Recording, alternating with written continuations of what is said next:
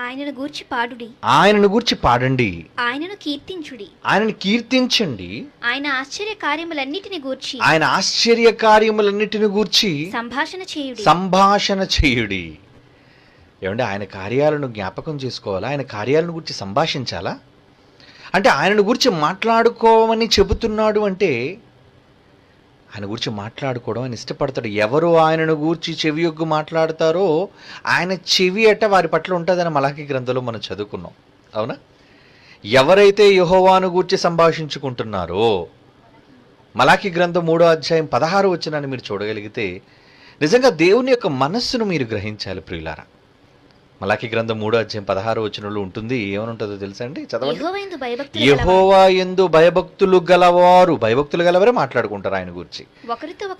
ఒకరితో ఒకరు నేను మీతో మాట్లాడుతున్నాను, మీరు నాతో మాట్లాడుతున్నారు, మీ ప్రశ్నలు నాకు తెలియజేస్తున్నారు, నా సమాధానాలు నేను మీకు తెలియజేస్తున్నాను. అంటే వినడానికి ఆసక్తితో కూడి వచ్చిన మీరు కొందరు, ఎవరు యెహోవా యందు భయము భక్తి కలిగి ఒకరితోనొకరు మాట్లాడుకుంటూ ఆయన మాటలను గూర్చి సంభాషిస్తున్నప్పుడు యెహోవా చెవియొగ్గి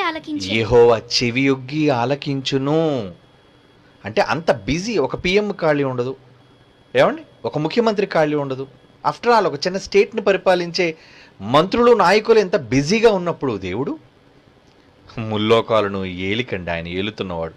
ఆయనకి ఎన్ని పనులు, ఎంత మరి భారం ఉంటుంది చెప్పండి. కానీ వాటన్నిటినీ ప్రక్కన పెడతాడట.